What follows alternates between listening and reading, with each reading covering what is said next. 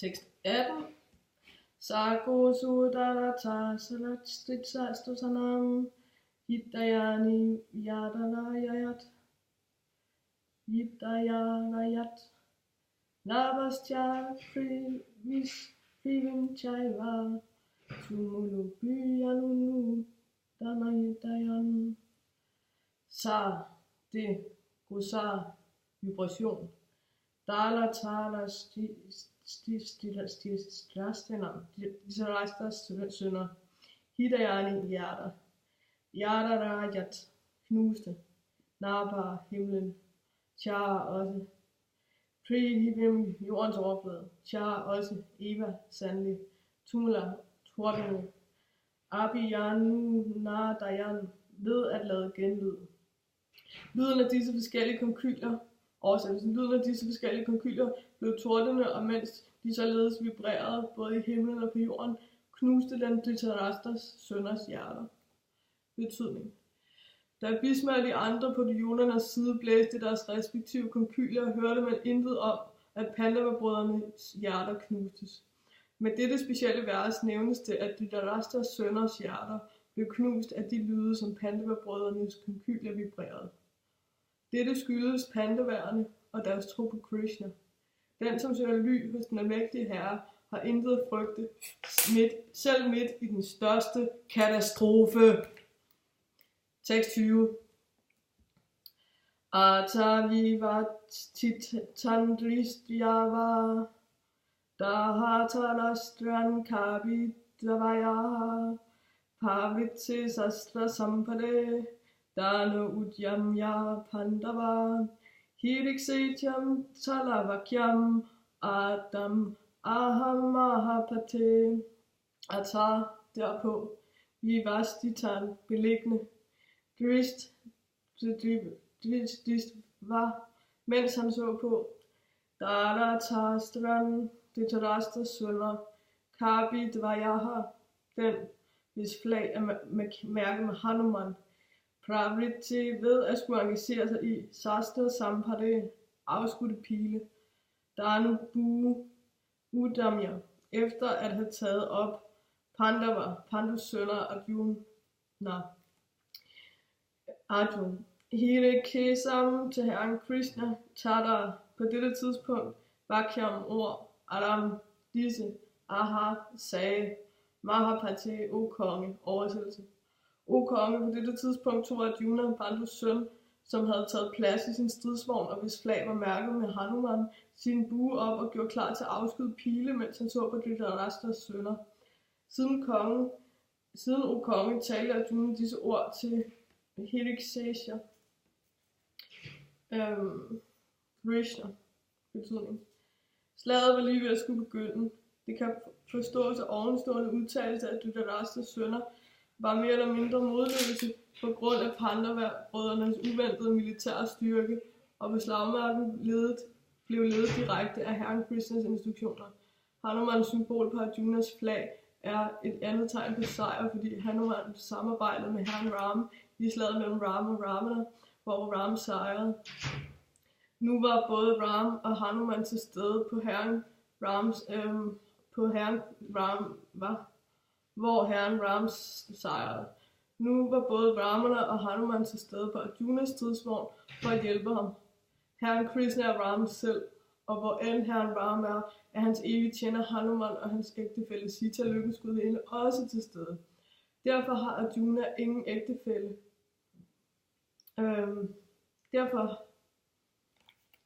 Derfor har ingen ægtefælle Sita, lykkens gudinde, var.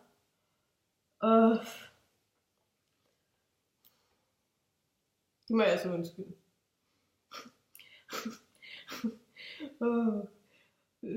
Bla bla bla.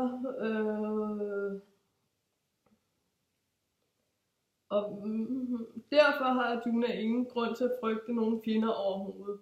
Frem for alt var sansernes herren Krishna personligt til stede for at give ham vejledning. Derfor var alle gode råd angående udkæmpning af slaget utilgængelige for Arjuna. Ja. I sådanne lykkevarslende omstændigheder, som herren havde arrangeret for sin evige hengivne, lå tegnet på en sikker sejr. Arjuna Vacha Senayo Upayomade Maju Ratam Street Paya Suyuta Yad Vaitan Nilikse Sam Yudukaman Avistitan Kaimaya Sayudavayam Asmin Rana Samudjame.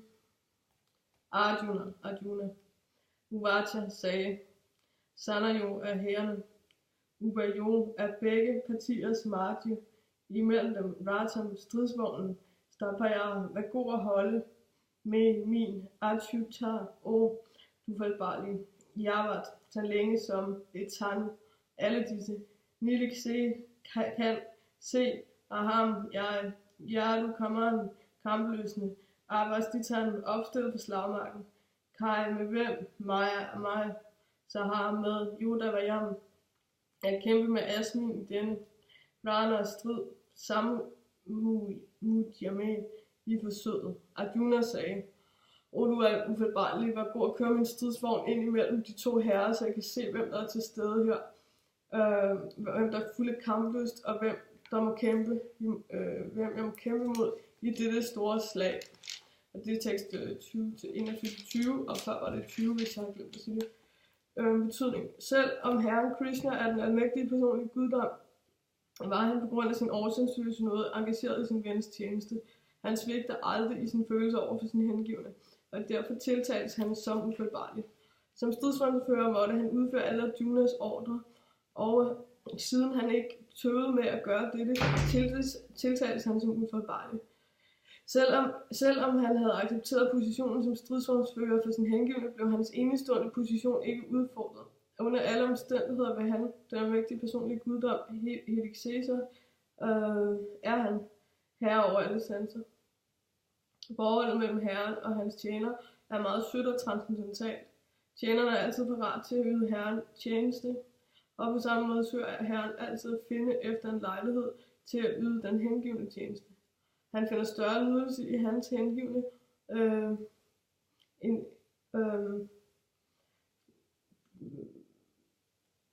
i at hans hengivne giver ham ordre, selv efter at han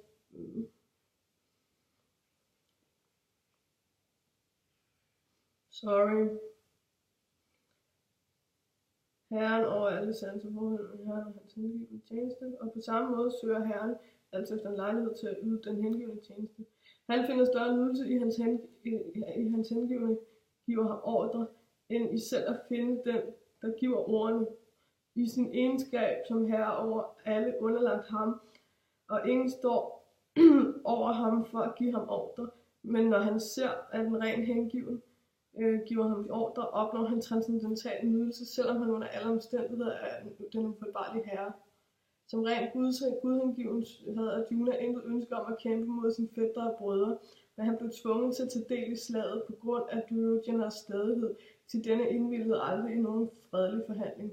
Derfor var han meget spændt på at se, hvilke ledende personer, der var til stede ved slagmarken.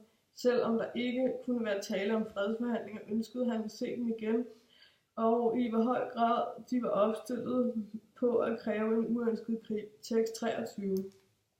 Yuchamanam avakseham yatitit samagattahata. Oversættelse. I overværelse af Bhisma, Drona og alle andre høvdinge over verden, sagde herren Heliksesa, se blot Partha, alle de kudus, som her er forsamlet. Betydning. Efter herren Krishna er alle levende væseners oversjæl, kunne han forstå, hvad der foregik i Arjunas sind. Brugen af ordet Heliksesa i denne forbindelse er et tegn på, at han vidste alt. Og navnet Partha eller Partha Kuntis søn er ligeledes betydningsfuldt i forhold til Arjuna.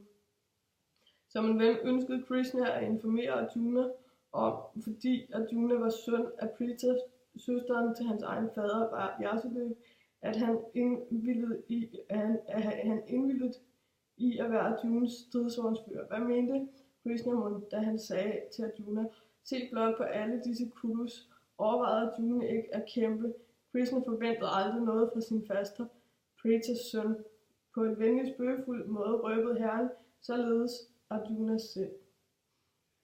Tatra pashyat stitan pataha Pritata Pita Mahan Acharan Matulan Baratvin Putran Sakhi Mistata Svasuran Suraschaiva Senyo Ubayoapi Tatra der Apashyat, han kunne se Stitan stående, Patahar Arjun, Plitin fædre, Atar også, Pitaman bedsteforældre, Acharyan lærer, Matulan onkler på den mødrende side, Bharatin brødre, Putran sønner, Pautran sønnesønner, Sakim venner, Tatar også, Svasuran svigerforældre, Sudhar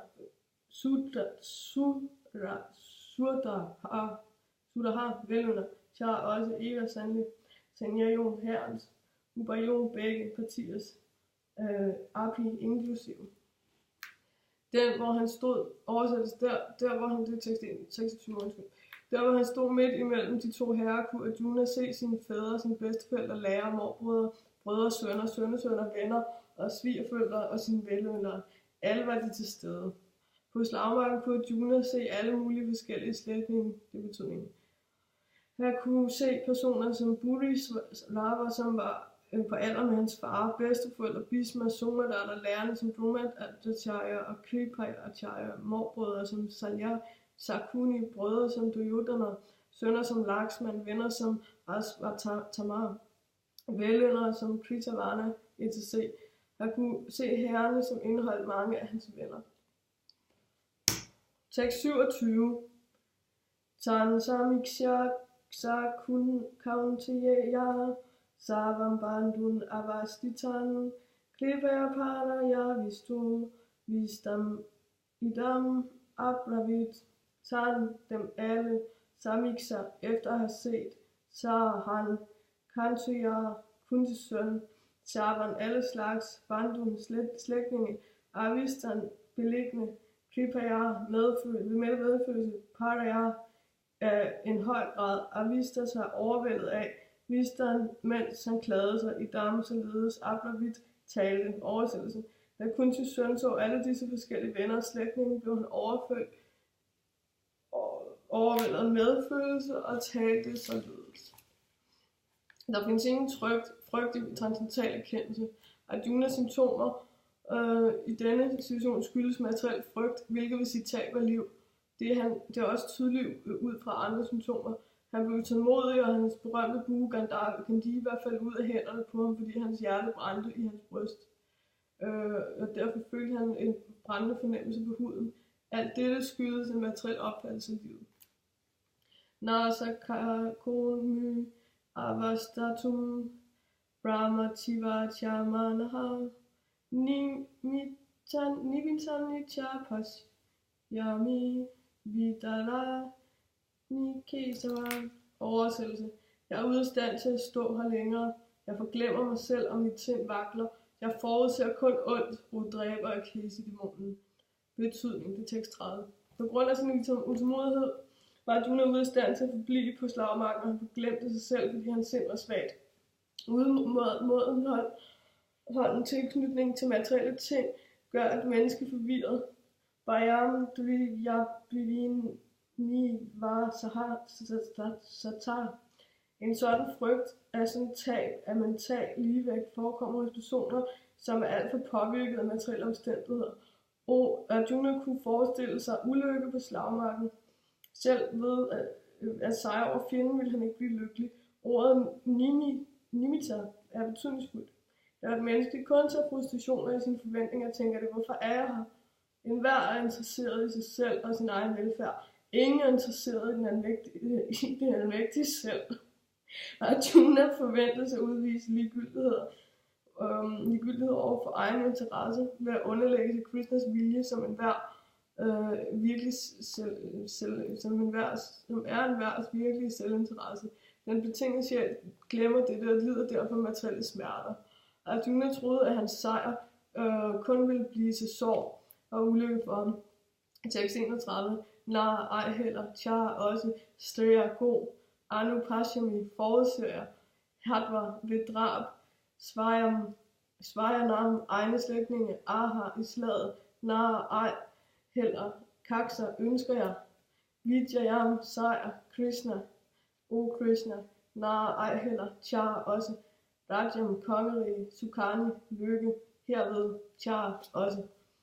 Oversættelse. Jeg kan ikke se noget godt komme ud af at dræbe mine egne slægtninge i dette slag, ej heller kan jeg, min kære Krishna, ønske nogen efterfølgende sejr, noget kongerige eller nogen lykke. Betydning. Uden at vide en selvinteresse findes i Vishnu eller Krishna, tiltrækkes de betingede sjæle af lægelige forhold og håber på at blive lykkelige i sådan situationer. I deres illusion glemmer de, at Krishna også er årsagen til deres materielle lykke. Arjuna lader til at have glemt moralkodekset for en sattva. Det er som sagt, det er sagt af 2 slags mænd, som er værdige til at klæde sig ind i solen, træde ind i solen, som er meget kraftfuld og skinnende, nemlig den sattva, der dør på slagmarken direkte under Krishnas personlige ordre, og personen i fortsættelsens livsorden, som streng giver sig hen til den åndelige kultur. Arjuna er meget uvillig til at dræbe sine fjender. Derfor er der ikke tale om slægtninge. Han troede på, at hans liv ville blive ulykkeligt, hvis han slog sine slægtninge ihjel, og derfor var han tilbøjelig til at kæmpe, og på samme måde som en person, der ikke føler sult, er tilbøjelig til at lave mad. Han har nu besluttet at gå ind i skoven og leve et afsluttende liv i frustration. Som sagt behøver han et kongerige for at opretholde sin eksistens. Fordi en satsing ikke kan engagere sig i nogen anden beskæftigelse. Men Arjuna har ikke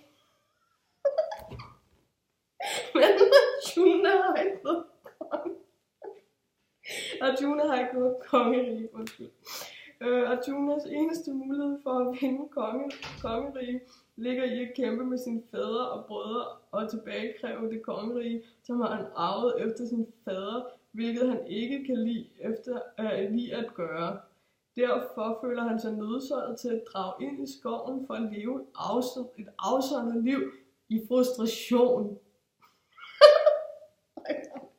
Det går helt galt i dag. Tekst 32-35.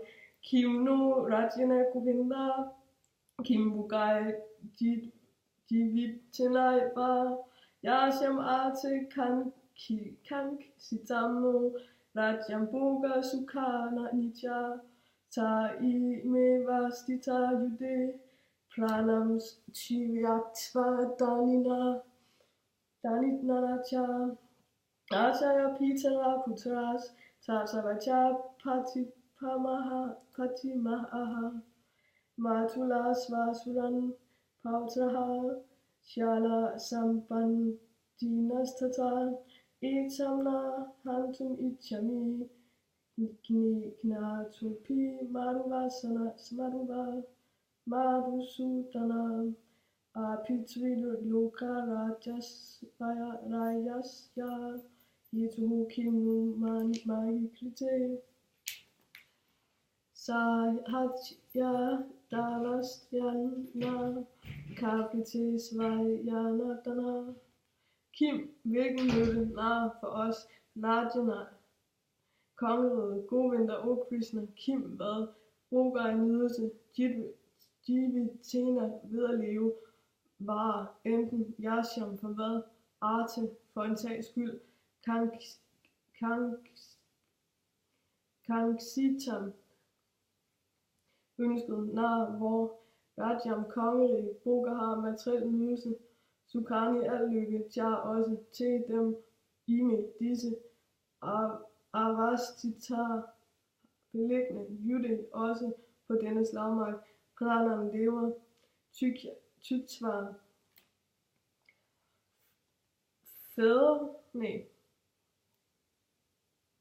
opgiver, Danani, rigdom, Char også, ejer, Riyar, lærer, Pita,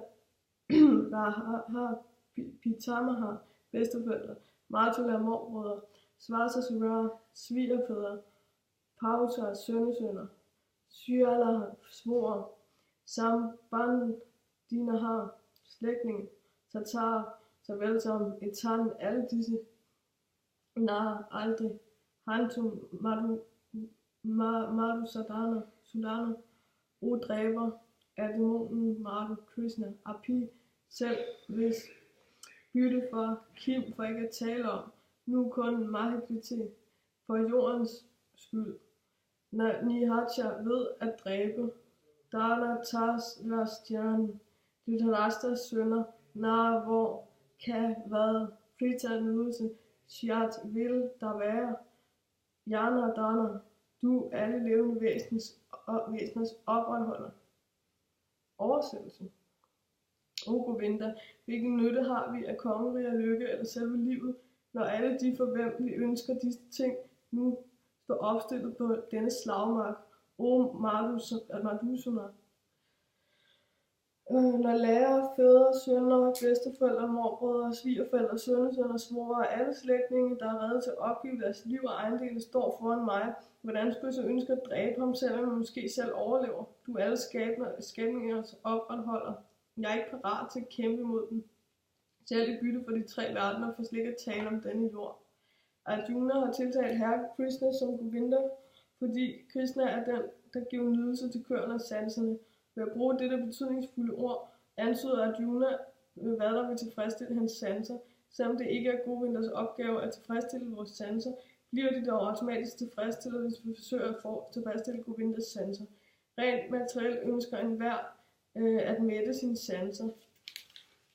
Og man vil undskylde 32 til 35 teksten knaldet sammen til en. Og det står der, og man vil have Gud til at være den, som sørger for at tilfredsstille, for en tilfredsstillelse. Herren vil behage alle levende væseners sanser så meget, som de fortjener, men ikke så meget, som de begærer. Men hvis man går den modsatte vej og prøver at tilfredsstille Govindas sanser, uden at forsøge at tilfredsstille sine egne, der vil det levende væsen ønske blive tilgodeset gennem Govindas nåde. Her ser vi Arjunas store hengivenhed over vores samfund og slægtninge, som delvis skyldes hans naturlige medlidenhed med dem. Han er derfor ikke rede til at kæmpe. Enhver ønsker at vise sin rigdom til venner og slægtninge, men Arjuna frygter, at hans slægtninge er og slægtninge og venner vil blive dræbt på slagmarken. Den som følge deraf har han ingen at dele sin rigdom med efter sejren. Dette er et typisk materielt resonemang. Det transcendentale liv er imidlertid anderledes. Eftersom hengiven altid tilstræber at tilfredsstille Herrens ønsker, kan man, hvis Herren vil acceptere alle former for rigdom i hans tjeneste, men hvis Herren ikke ønsker det, bør han ikke acceptere en øre. Arjuna nærede ingen ønsker om at dræbe sin slægtninge, men hvis det var nødvendigt at skulle dø, der ønskede Krishna at skulle dræbe dem personligt. På dette tidspunkt vidste Arjuna ikke, at Krishna allerede før de kom på slagmarken havde dræbt dem, og han ville blive et instrument, for Krishna. Dette faktum afsløredes i de følgende kapitler. Som en naturlig gudhengiven ønskede Arjuna ikke at hævne sig på sine skurkagtige fætre og brødre, men det var Herrens plan, at de alle skulle dræbes. Herrens hengivne gør aldrig gengæld mod dem, der handler forkert, men Herren tolererede ikke, at nogen skurk gør hans hengivne fortræd. Herren kan undskylde en person på sin egen bekostning, men han undskylder ingen, som har skadet hans hengivne. Derfor var det Herren besluttet for at dræbe skurkene, selvom Arjuna ønskede at tilgive dem.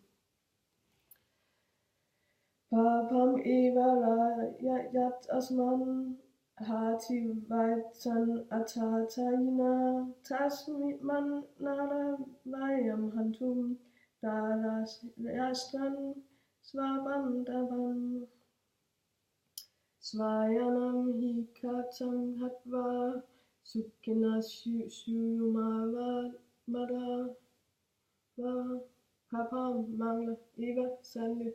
Ashayat må optage Asman os Hatva ved at dræbe Etan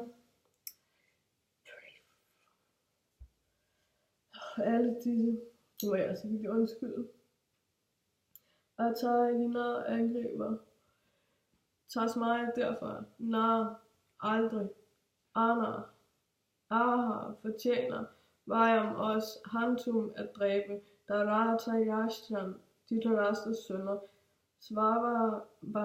Havan sammen med venner, Svajanam slægtninge, sandelig, Katam, hvordan var med at dræbe, Sukina, lykkelig, Sayam, blive, Madhava, o Krishna, lykkegudens ægte mand. Synd vil komme over os, oversættelse, 36. Synd vil komme over os, hvis vi dræber sådanne angriber. Derfor er det ikke passende for os at dræbe de Dhritarashtas sønner og vores venner. Hvad vil vi opnå, o Krishna, lykkegudens ægte mand, og hvordan kan vi blive lykkelige ved at dræbe vores egne slægtninge? Betydning. Ifølge det vediske påbud findes der 6 slags angribere. 1. Den, som giver gift. 2. Den, som sætter ild på huset. 3. Den, som angriber med dødelige våben. 4. Den, som stjæler rigdommen. 5. Den, som besætter en andens land. 6. Den, som kidnapper en gift kvinde. Sådan angriber skal omgående dræbes. Man begår ingen synd i tilfælde af sådan drab. Alle disse angriber er helt normalt for et hvert ganske almindeligt menneske. Men Arjuna var ikke nogen almindelig person. Han havde karakter som en helgen, og derfor ønskede han at behandle dem som en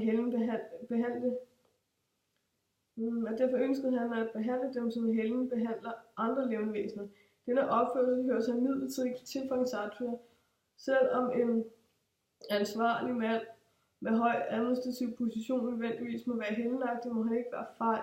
For eksempel var herren Ram så hellig, at folk var ivrige efter at bo i hans kongerige, Ramaraya. Men herren viste aldrig fejlhed. Dæmonen Ravana var en angriber, til han kidnappede Ramans kone Sita, men herren Ram gav ham en tilstrækkelig belæring, som er uden paralleller i verdenshistorien.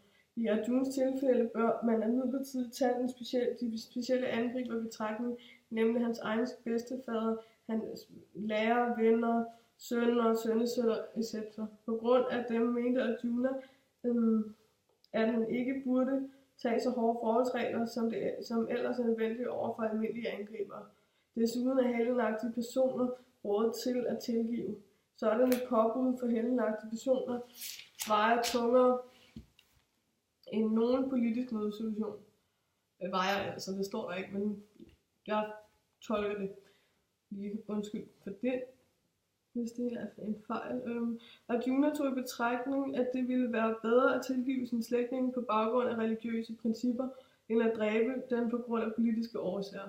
Han tog derfor ingen mening i at slå dem ihjel blot for at opnå midlertidig lægemeglæde. Når alt kommer til alt af kongeriger, og de nydelser, der stammer derfra, ikke permanente, så hvorfor skulle han risikere liv og sin evige frelse ved at dræbe sine egne slægtninge? Arjuna tiltalte Krishna som Madhava, eller lykkegudens ægtemand, som også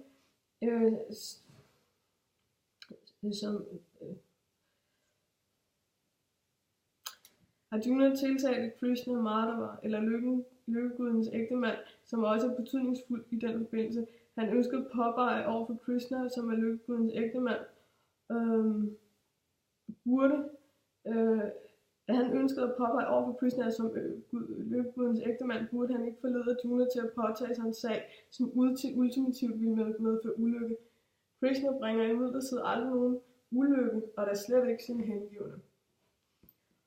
Yadya py itana pasyanti loba pahata sitasaha kulaksa kritam dosam mitra durhe cha patakam katam na yinyam asampahi pavarasman nivaritum kulaksha kritam dosam pravai sashyayapi janadana.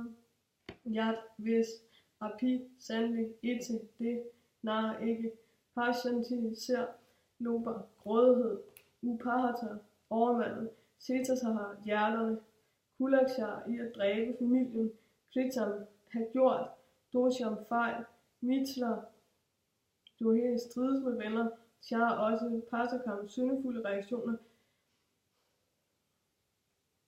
Katam, hvorfor? Nar skal ikke njenion ved dette asmi bihi af os papat fra synder, asmat os selv, niva litum at ophøre med kulakshar ødelæggelsen af dynasti, knyttet sammen ved at gøre dette dosam forbrydelse, papatas yabihi af denne, som kan se Janardana, O Krishna. Tekst 37-38.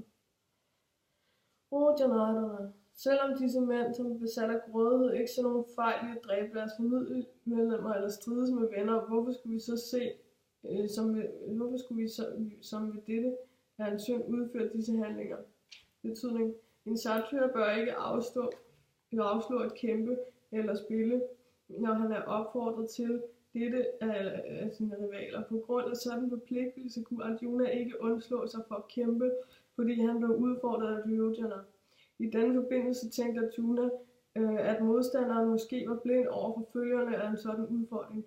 Arjuna kunne imidlertid ikke se onde konsekvenser og kunne ikke acceptere udfordringen. I virkeligheden er forpligtelser bindende, når følgerne er gode, men når de ikke er det, kan ingen bindes. Efter at have overvejet for og imod, besluttede Arjuna sig for ikke at kæmpe. Jai.